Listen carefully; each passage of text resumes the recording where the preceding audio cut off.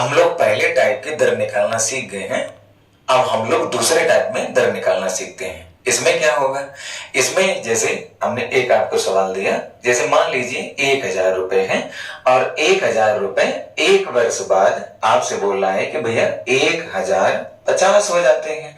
अब जो next year अगले वर्ष ये ब्याज जो लेगा वो हमेशा अपने पीछे वाले मिश्र धन को क्या मान लेता है, मूलधन, और वो इसी पर ब्याज लेकर के आगे कंटिन्यू करेगा।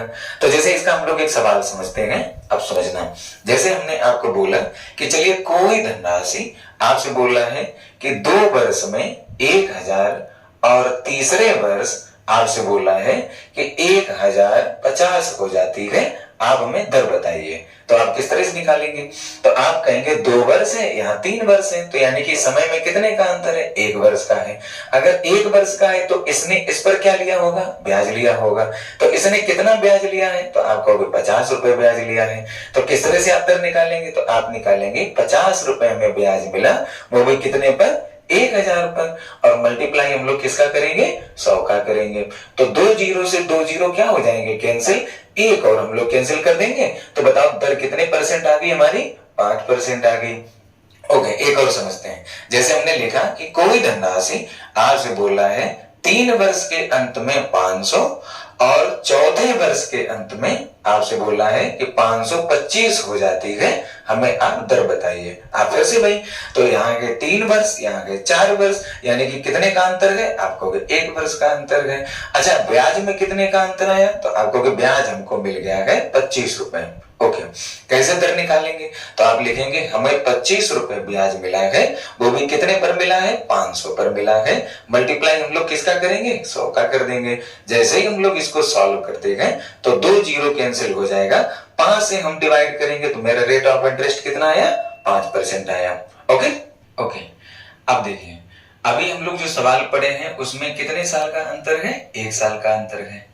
अब हम लोग जो सवाल पढ़ेंगे उसमें कितने साल का अंतर होगा, 2 साल का अंतर होगा। जैसे अगर हम लोग सवाल को देखें, जैसे कोई धनराशि आज कह रहा है कि 2 वर्ष में 400 और 4 वर्ष में आपसे बोला है कि 484 हो जाती है, तो आप उसकी दर बताइए क्या होगी। आप वैसे ही लगाएंगे, किस तरह लगाएंगे, तो यहाँ है मेरे पास समय 2 वर्ष, यहाँ मेरे पास समय है 4 वर्ष, तो अंतर हमें कितने वर्ष का मिल गया, तो आप कहेंगे 2 वर्ष का मिल गया। अब इसे लगाने का तरीका बिल्कुल पहले वाले की तरह है। कैसे है, तो इसने इसको मूलधन मान करके ही ब्याज लिया है, तो यानी कि मूलधन हमारा हो जाएगा 400 रुपए और मिश्र धन हमारा हो जाएगा 484 रुपए, और समय हमारा कितने वर्ष है, 2 वर्ष। तो हम लोग सबसे पहले मूलधन और मिश्र धन में क्या लेंगे, अनुपात लेंगे।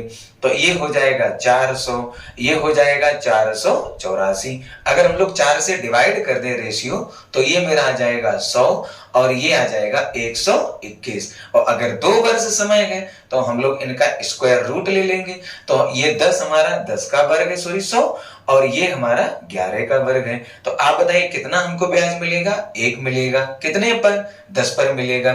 तो दर हमारा निकलेगा 1/10 गुणे 100, यानी कि कितने परसेंट आ गया मेरा, 10% आ गया। ओके ओके, एक और देखते हैं।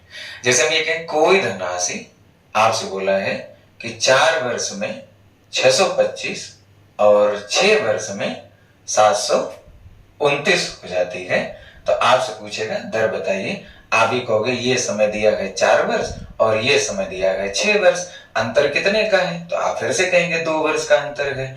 तो इसने इस पर ब्याज लिया है, तो इसके लिए ये हमारा हो गया मूलधन और ये हमारा क्या हो जाएगा, मिश्रधन हो जाएगा।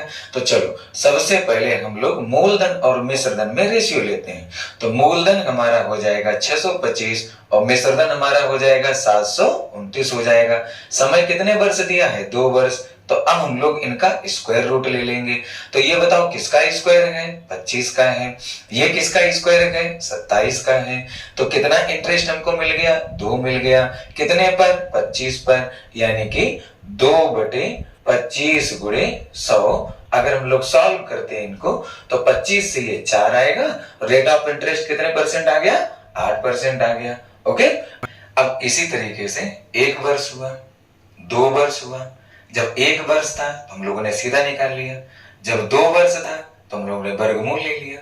अगर 3 वर्ष का गैप है, जैसे हमसे कह रहा है कि कोई धनराशि, आपसे कह रहा है कि 2 वर्ष में, हमने कोई भी एग्जाम्पल ले लिया, जैसे मान लीजिए कि आपने कहा 640 और आगे आपसे कह रहा है जबकि 5 वर्ष में आपसे कह रहा है 1250 हो जाती है, तो आपसे कह रहा है कि दर बताइए। आपने कहा ये हमें वर्ष दे रहा है, अब इन दोनों वर्ष में अंतर कितने का है, तो आप कहोगे 3 वर्ष का अंतर है, तो ये हो जाएगा, इसके लिए क्या हो जाएगा, मूलधन हो जाएगा। तो आप लिखेंगे मूलधन या लिखेंगे मिश्रधन। तो मूलधन कितना हो जाएगा, 640 हो जाएगा, मिश्रधन कितना हो जाएगा, 1250 हो जाएगा, 0 से 0 कैंसिल हो जाएगा। अब 3 वर्ष दिया है तो हम लोग इनका क्यूब रूट ले लेंगे। जैसे ही हम लोग क्यूब रूट लेंगे तो ये किसका क्यूब हो गया, 4 का हो गया, ये किसका क्यूब हो गया, 5 का क्यूब हो गया। कितना हमको ब्याज मिला, 1 ब्याज मिला।